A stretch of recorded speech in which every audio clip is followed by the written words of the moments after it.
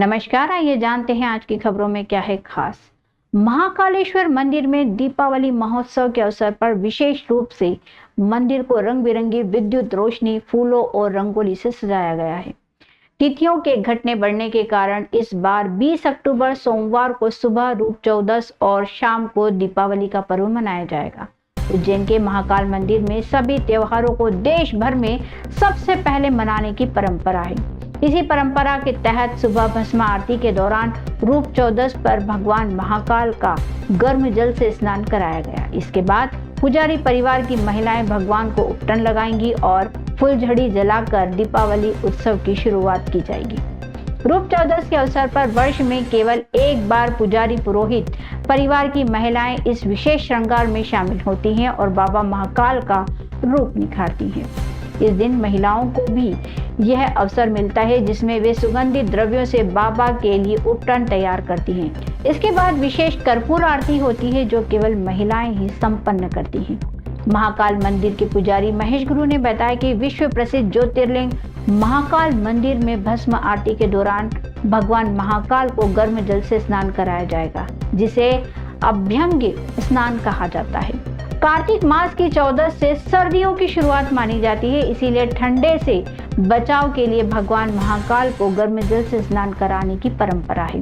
अब ठंड के दिनों में प्रतिदिन भगवान का स्नान गर्म जल से कराया जाएगा। ये क्रम महाशिवरात्रि तक जारी रहेगा। रोशनी के इस पर्व पर सोमवार तड़के 4 बजे भस्म आरती के दौरान पुजारी परिवार की महिलाओं द्वारा भगवान महाकाल को केसर, चंदन, इत्र, खस और सफेद तिल का उपटन लगाया जाएगा। भगवान का रूप निखारने के बाद उन्हें पंचामृत पूजन अर्पित किया जाएगा। महाकालेश्वर मंदिर ज्योतिर्लिंग जो है, यहाँ की अपनी एक परंपरा है और उसी परंपरा के अनुसार इस मंदिर में वर्ष भर तक उत्सव मनाए जाते हैं। ये जो दीपा महोत्सव जो है प्रातः काल भस्म आरती से मनाएंगे। हमारे यहाँ एक परंपरा है, चतुर्दशी जो पर्व आता है तो दीपावली के एक दिन पूर्व भगवान महाकालेश्वर जी का रूप निखारा जाता है, उपटन बनाया जाता है और उस उपटन लगाकर और भगवान को गर्म जल से स्नान और फिर श्रृंगार और कपूर आरती ये पुजारी परिवार की महिला करती है। ये एक परंपरा है। उसी हिसाब से इसको अन्नकूट भोग भी होता है, जो नया अन्न आता है उसका अन्नकूट भोग होगा और दीपावली शाम को पर्व मनाया जाएगा। और इन सभी आरतियों में फुलझड़ी वगैरह जो होती है परंपरा अनुसार जलाई जाती है और इसी दिन से रूप चौदस से ही भगवान को गर्म जल से स्नान प्रारंभ होंगे, जो सतत 4 माह तक गर्म जल से स्नान कराया जाएगा। ये यहाँ की एक परंपरा है जो सदियों से चली आई है और यहाँ इस परंपरा का निर्वहन प्रातःकाल भस्म आरती में पुजारी वर्ग करता है।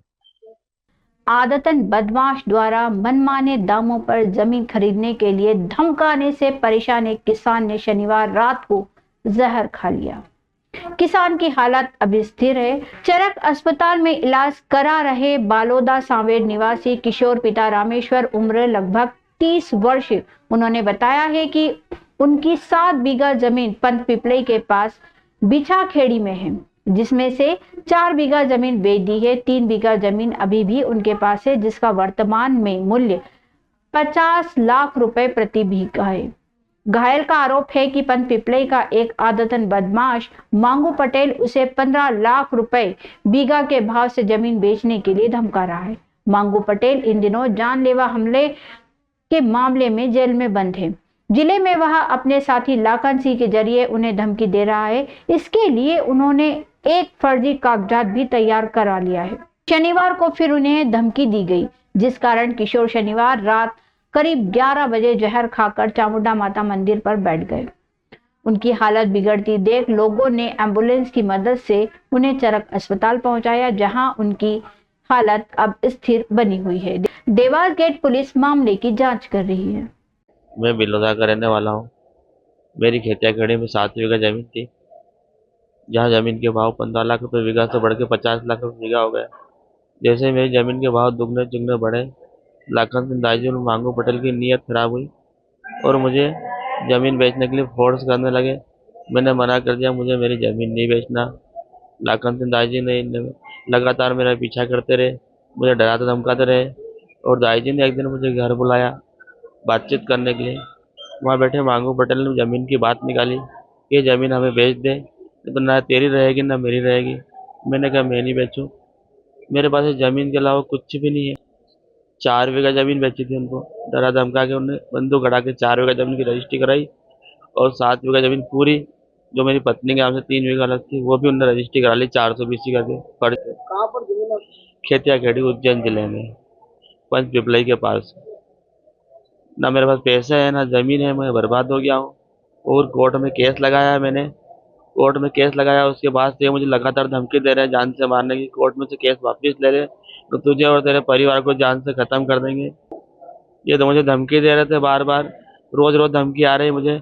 मैं कल उज्जैन से बाहर आगर के पास नलखेड़ा का माता जी के दर्शन करने गया था, उधर से आके मैंने जहर पी लिया है इनकी धमकी सुन। मंगलनाथ रोड स्थित संत आसाराम बापू के आश्रम पर श्री आसाराम बापू के पावन प्रेरणा से दीपावली उत्सव का भव्य आयोजन किया गया। ये कार्यक्रम विशेष रूप से वंचित और गरीब लोगों की सेवा को प्राथमिकता दी गई है, जिसे दरिद्र नारायण सेवा कहा गया है। प्रतिवर्षानुसार इस वर्ष भी दीपावली महोत्सव का आयोजन किया गया। ये आयोजन पिछले 50 वर्षों से आश्रम पर किया जा रहा है। आयोजन की शुरुआत पादुका पूजन एवं महाआरती से की गई, जिसके बाद सभी को प्रेम पूर्वक भंडारा यानी सामुदायिक भोजन कराया गया। इस दौरान जरूरतमंद परिवारों को दीपावली की सामग्री और जीवनोपयोगी आवश्यक वस्तुएं वितरित की गई, जिसमें कंबल, दीपक, मिठाई, गुरुजी की पुस्तक एवं पूजन सामग्री शामिल है। आश्रम के संचालक शिवा भाई ने बताया कि ये आयोजन बापूजी के बताए गए मार्ग पर चलते हुए मानव सेवा के संकल्प को साकार करता है। बापूजी का संदेश है कि हर गरीब के घर दीपक जलेगा, तभी सच्ची दीपावली होगी। इस तरह के सेवा कार्य देश भर में गांव-गांव और आदिवासी क्षेत्रों में भी किए जा रहे हैं।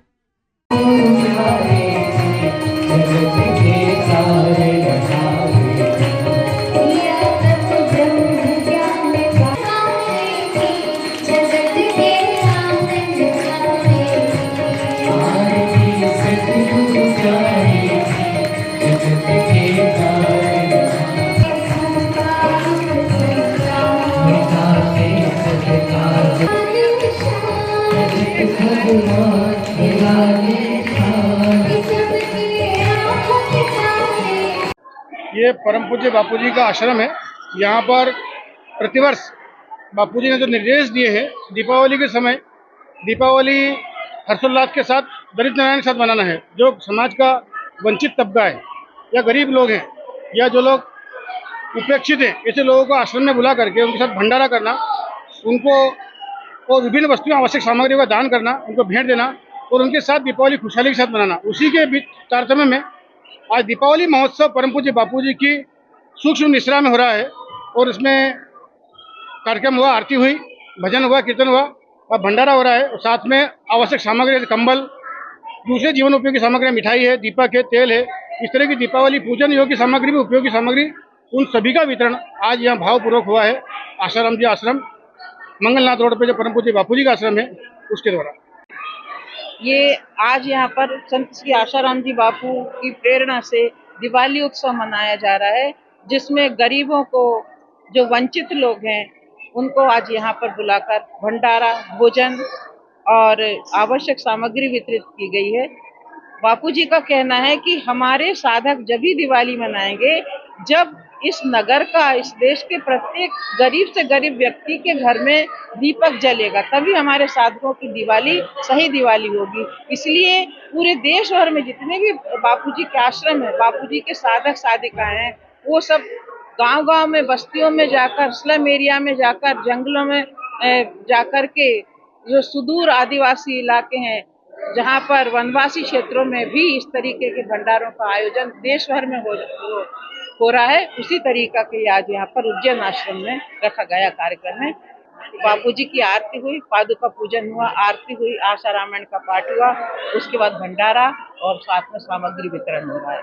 दीपावली का पूजन कल शाम से शुरू होगा, जिसके पहले ही दीपावली महापर्व पर सबसे ज्यादा सुगंधित फूल मंडी में बिक रहे हैं। बाजार में फूलों की मांग धनतेरस से ही बढ़ जाती है। इसके बाद थोक फूल मंडी में ग्रामीण क्षेत्रों से फूलों की आवक ज्यादा रही।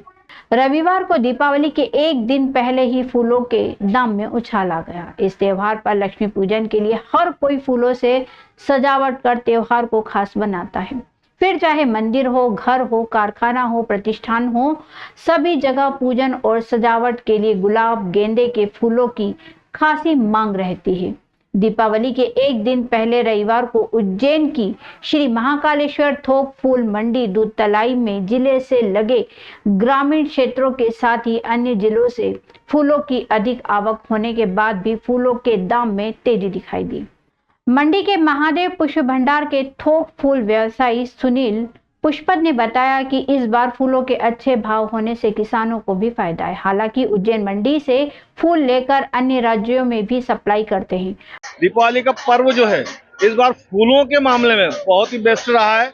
यहाँ पर आसपास से कई किसान आए हैं और व्यापारी भी इसी तरह से आए हुए हैं। जो जगह जगह छोटे मोटे लोग हैं सभी ने अपने अपने हिसाब से दुकानों पे फूलों की व्यवसाय चालू करा है और अपने हिसाब से किसान भी खुश है, व्यापारी भी खुश है।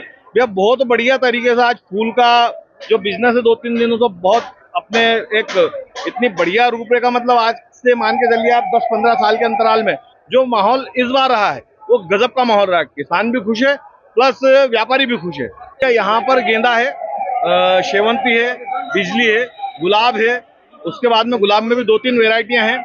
इस तरीके से फूल बिके यहाँ पर 40 रुपए किलो से फूल बिकना चालू होते, आज की कंडीशन में 70 रुपए किलो तक फूल बिका है। मजा आ गया किसान को भी और व्यापारियों को भी। मंडी से फूल उठाकर शहर में कई जगह खुले फूल और फूलों से बनी लड़ियों की माला की बिक्री भी होती है। खेरची में अच्छे गेंदा फूल 100 रुपए किलो और फूलों की लड़ी 130 रुपए किलो में बिकी है।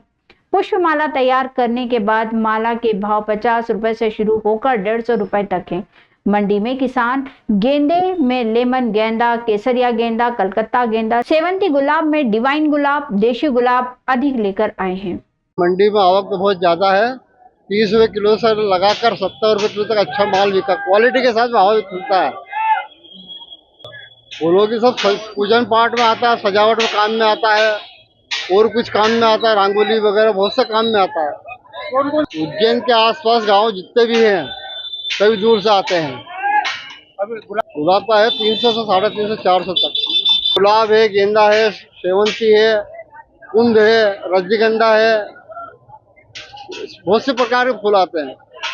बहुत ज्यादा मिल रहा है ना, हमको उनकी जरूरत के हिसाब से पूरा दाम मिल रहा है।